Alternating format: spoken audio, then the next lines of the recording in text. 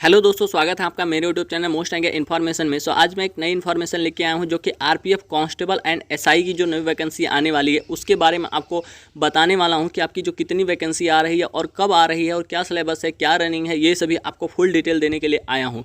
तो यहाँ पर जो वैकेंसी है आप देख सकते हैं, कांस्टेबल मेल के लिए जो होता है 4400 जो होता है 3 है, वहीं पर फीमेल के लिए जो होता है 4216 है।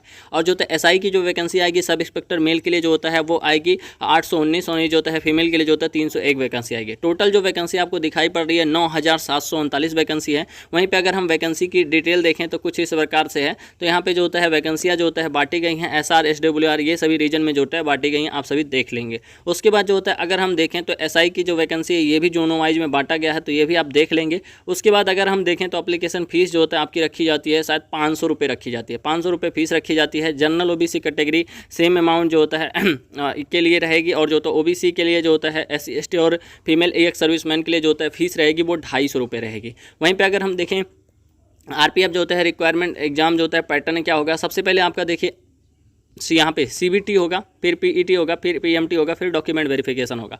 उसके बाद अगर हम और नीचे देखें तो नंबर ऑफ क्वेश्चन जो होता है क्या रहेंगे, जनरल अवेयरनेस के आपके जो होते हैं 50 क्वेश्चन आएंगे 50 मार्क के, अर्थमेटिक के जो होता है 35 क्वेश्चन 35 मार्क के, रीजनिंग के 35 क्वेश्चन 35 मार्क के, टोटल 120 क्वेश्चन रहेगा, 120 मार्क के 90 मिनट जो होता है आपका समय मिलेगा। निगेटिव मार्किंग जो होता है आपको यहाँ पे 1/3 की निगेटिव मार्किंग देखने को मिलेगी। उसके बाद जो होता है फिजिकल में आपका क्या क्या होगा, तो फिजिकल में अगर हम देखें तो कांस्टेबल जो होता है मेल के लिए जो होता है 5 मिनट 45 सेकंड में 1600 मीटर मारना रहेगा। वहीं पे 14 फीट लॉन्ग जंप और जो होता है हाई जंप जो होता है 4 फीट रहेगा। ये काफ़ी लोगों के लिए परेशानी का सामना, क्योंकि हाई जंप जो होता है 4 फीट की रहती है हाई जंप मेल के लिए, और जो होता है फीमेल के लिए अगर देखें तो 3 मिनट 40 सेकंड में 800 मीटर आपको रेस मारना रहेगा। वहीं पर लॉन्ग जंप जो होता है 9 फीट, वहीं पे हाई जंप जो होता है 3 फीट आपके लिए रहेगी। उसके बाद जो होता है सब इंस्पेक्टर के लिए देखें, सब इंस्पेक्टर के लिए देखें तो यहाँ पे जो होता है आपको यानी कि होता है कांस्टेबल फीमेल के लिए जो होता है 8 यानी कि होता है 800 मीटर 4 मिनट में मारना रहेगा। लॉन्ग जंप 9 फीट और जो होता है हाई जंप जो होता है 3 फीट रहेगा। वहीं पर मेल के लिए देखें तो मेल के लिए जो होता है रनिंग जो होता है 6.5 मिनट में रहेगी 1600 मीटर। वहीं पर जो होता है लॉन्ग जंप जो होता है 12 फीट और जो होता है हाई जंप 3 फीट 9 इंच रहेगा। उसके बाद जो होता है अगर हम देखें तो फिजिकल मेजरमेंट में देखें तो हाइट क्या होनी चाहिए, कांस्टेबल एंड सब इंस्पेक्टर के लिए हाइट जो होता है चाहिए।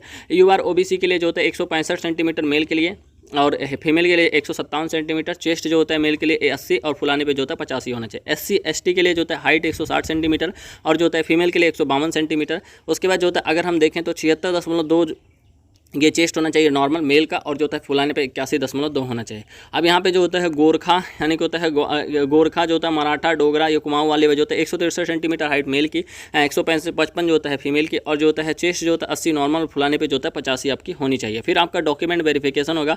डॉक्यूमेंट वेरिफिकेशन के लिए जो होता है आपकी जो होता है एज क्या रखी गई है, एज जो होता है मिनिमम 18 साल और जो होता है कांस्टेबल के लिए, और मैक्सिमम 25 साल है। वहीं पर अगर हम जो होता है यहाँ की देखें सब इंस्पेक्टर के लिए देखें तो मिनिमम एज जो होता है 20 साल और जो होता है मैक्सिमम एज जो होता है 25 साल रखी जाती है ये सब इंस्पेक्टर के। एज रिलैक्सेशन जो मिलता है वहाँ पे केंद्र के हिसाब से जो होता है मिलता है। एससी एसटी के लिए जो होता है 5 साल, ओबीसी के लिए 3 साल और पीडब्ल्यूडी के लिए जो होता है 10 साल का मिलेगा। वहीं पे अगर हम देखें तो टॉपिक सिलेबस क्या क्या आते हैं आपके, जो होता है जनरल अवेयरनेस से आपसे जो होता है कौन कौन से क्वेश्चन आएंगे। जनरल अवेयरनेस से आपके हिस्ट्री, पॉलिटी जो होता है, geography, economy, statics, biology, chemistry, physics, computer और करंट अफेयर्स आएंगे। वहीं पर अगर हम मैथ में देखें तो मैथ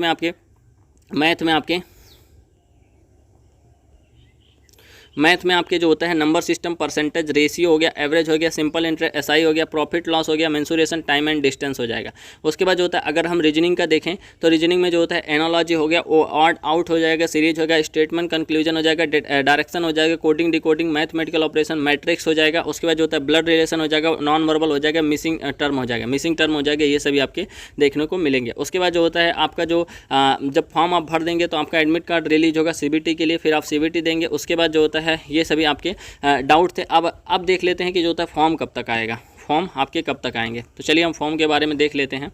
तो फॉर्म के बारे में अगर हम जानें तो अभी चल रहा है सितंबर मंथ चल रहा है, तो सितंबर मंथ चल रहा है और रेलवे में आपको पता होगा काफ़ी सारी वैकेंसियाँ हैं जो हैं खाली हैं, तो काफ़ी सारी वैकेंसियाँ खाली हैं। तो उसके बाद अगर हम देखें तो अभी लोकसभा का भी चुनाव भी है, तो लोकसभा के चुनाव की वजह से सरकार को मतलब जीतने के लिए आपको रोजगार देना होगा। तो रोजगार अगर हम देखें तो उन्होंने सिर्फ एसएससी में दिया होगा, एसएससी में जितने रोजगार मिले, अभी रेलवे में जो रोजगार है वो नहीं मिल पाया है।